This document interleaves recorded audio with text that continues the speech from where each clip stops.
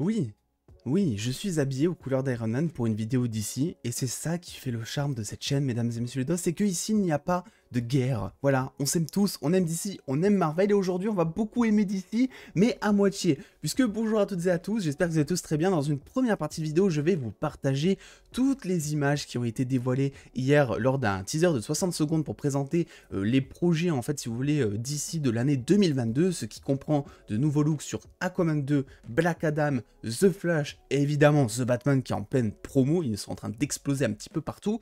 Et en seconde partie, ça sera peut-être un peu moins drôle parce que je vais pas mal râler, parce que on a des informations sur la série Gotham Knight dont je vais un petit peu vous parler, je vais vous contextualiser le truc. On a de nouvelles informations concernant son casting, c'est quelque chose qui au premier abord semble très cool, mais en fait je pense que en conclusion c'est quelque chose qui est navrant, parce que Warner, ils sont en train de faire n'importe quoi depuis longtemps, on pensait qu'ils avaient appris leurs erreurs, et au final je crois que ça va toujours être le bordel, n'est-ce pas?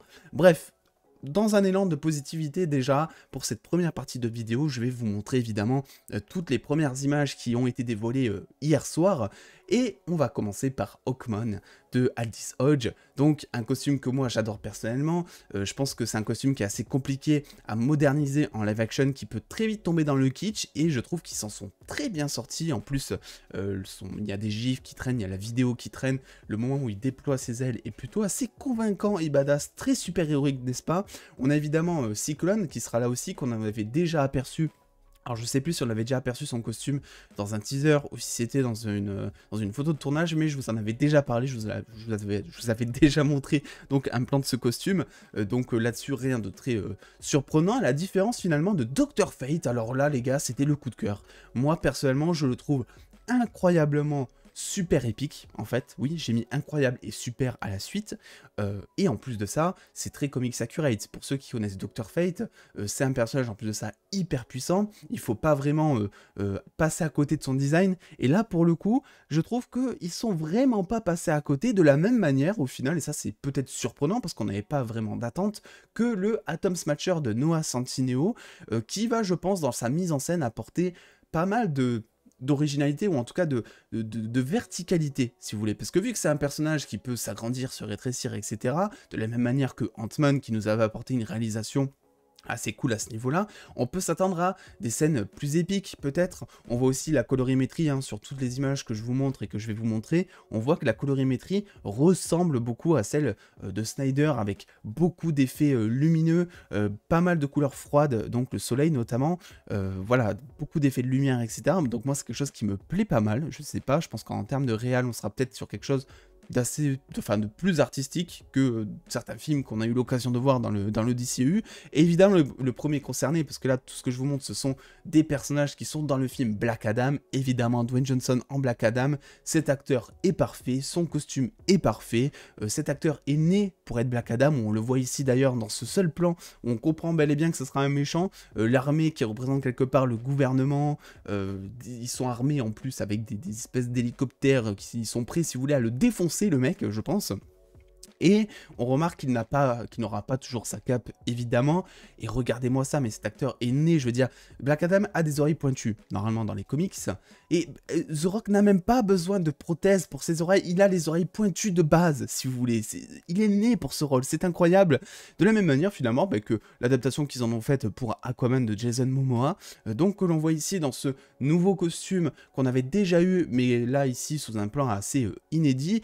Et évidemment, celui-ci que je ne vais pas manquer, sur le trône d'Atlantis, là aussi, très beau plan, les couleurs froides avec le costume bien chaud, bien orange qui ressort bien correctement dessus. Moi c'est quelque chose que j'ai apprécié, au contraire peut-être, voilà c'est vrai il faut le dire, de Flash de Ezra Miller qui fait beaucoup parler sur les réseaux ces derniers temps.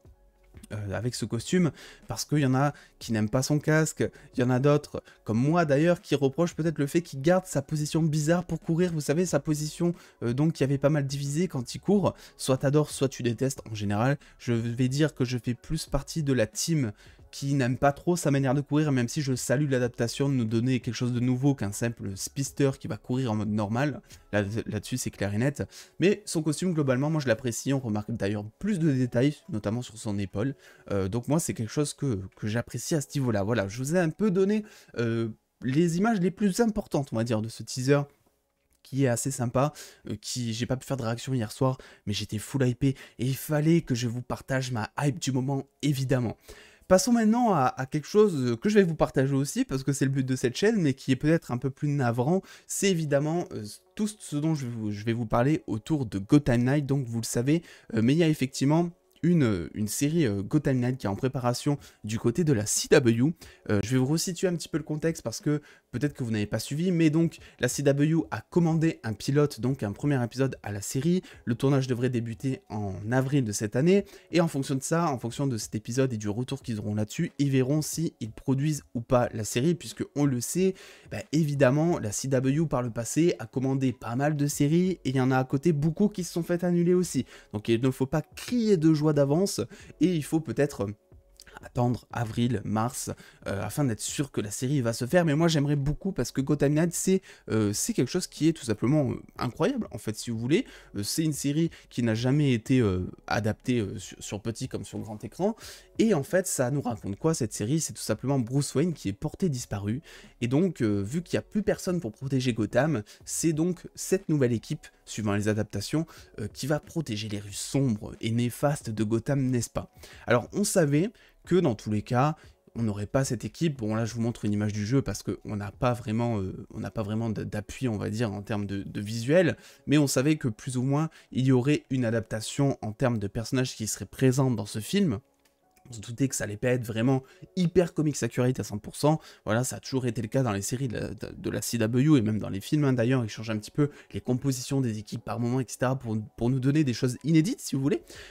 Et là, on a des nouvelles informations qui concernent le casting de cette série, justement, qui sera dans la série, qui n'y sera pas, en termes de personnages. Et ça nous vient tout droit de Murphy Multiverse, donc le site très connu du scooper Charles Murphy, qui a des informations en interne qui se révèlent assez souvent intéressantes et réalistes en plus, qui nous partage en fait le casting potentiel de la série, et donc des héros qui vont composer la team principale, et peut-être même un peu secondaire, vous verrez pourquoi, de la série Gotham Knight. Donc c'est quelque chose que je vais m'empresser de lire, parce que évidemment il y a des choses qui ne vont pas être surprenantes, comme par exemple le retour de Dick Grayson, qui sera potentiellement le leader de cette équipe, donc Dick Grayson qui est un Robin et qui devient ensuite Nightwing, donc c'est le premier Robin d'ailleurs, et il est décrit comme athlétique et sensible, et le personnage reste résilient malgré sa vulnérabilité suite au meurtre des parents et à l'adoption ultérieure par Wayne.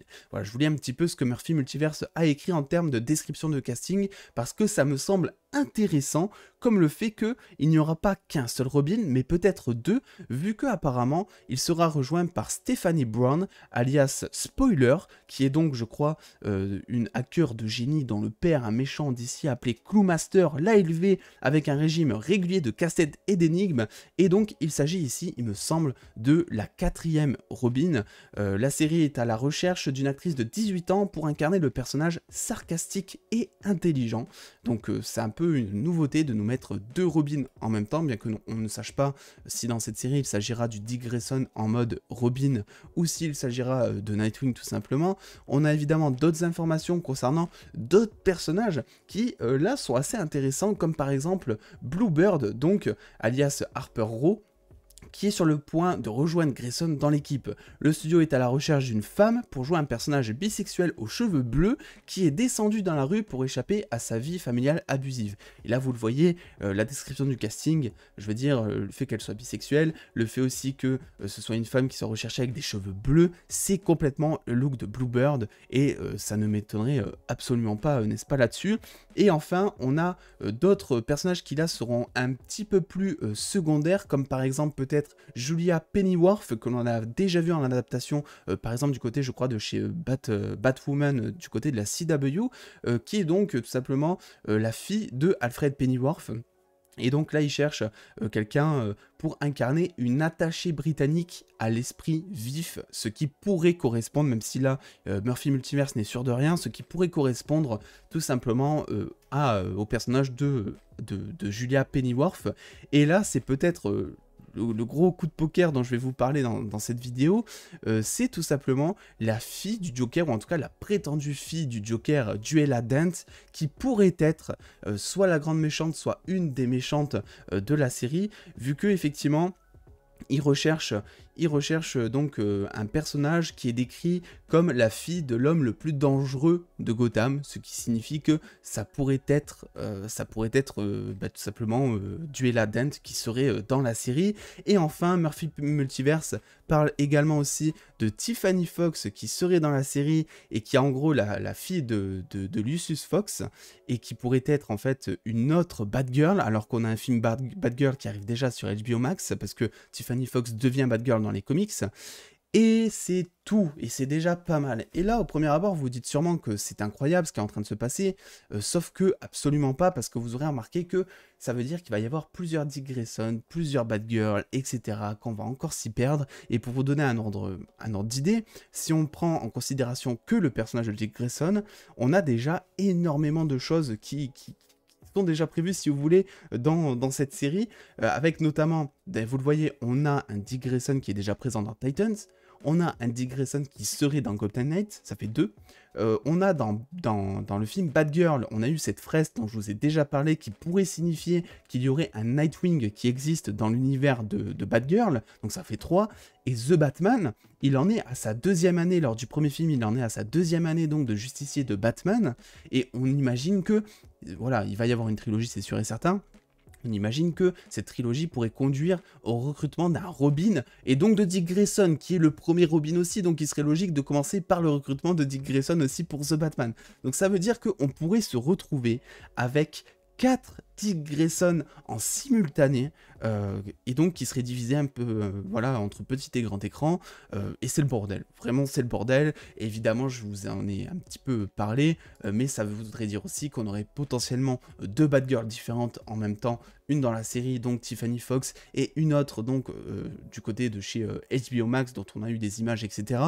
C'est le gros bordel, et ça va pas... Enfin, si Warner fait ça, si vous voulez, c'est le mauvais plan, parce qu'on a je sais pas combien d'univers partagés, The Batman qu'en est un à part entière, le Joker qu'en est un à part entière, on a aussi tout simplement tout ce qui est DCEU, on a la CW avec tout l'Arrowverse, et on va certainement rien y comprendre parce que voilà, on imagine que peut-être, c'est les rumeurs, que par exemple le Flash de Grant Gustin va faire un caméo dans le film Flash donc de 2022 avec Ezra Miller. Donc là, à partir de ce moment-là, on va se poser des questions. Est-ce que la Reverse fait partie finalement du DCU? C'est le bordel. C'est le bordel, en tout cas, c'est les questions que vont se poser le grand public, que vous allez me poser aussi, et c'est totalement légitime parce que c'est le bordel, en fait. Il faudrait faire comme le MCU, je sais que je compare toujours à ça, mais ça veut pas dire que c'est un gage de qualité pour ça, parce que son succès en est témoin. Le MCU a fait les choses bien, ils ont introduit les choses petit à petit, voilà, des héros par-ci par-là avant de tous les rassembler, chacun a eu le droit à son propre développement avant de les rassembler, donc tu t'y perds pas, et c'est assez clair en fait. Il y a juste eu un moment, c'est vrai, où on se posait des questions par rapport à Daredevil, par rapport à Agent of Shield, est-ce que c'est canon? Au début ça l'était, ensuite ça a été décanonisé, mais on n'a jamais eu finalement plusieurs versions de personnages entre séries et films, parce que tout est canon en fait, et c'est très compréhensible maintenant.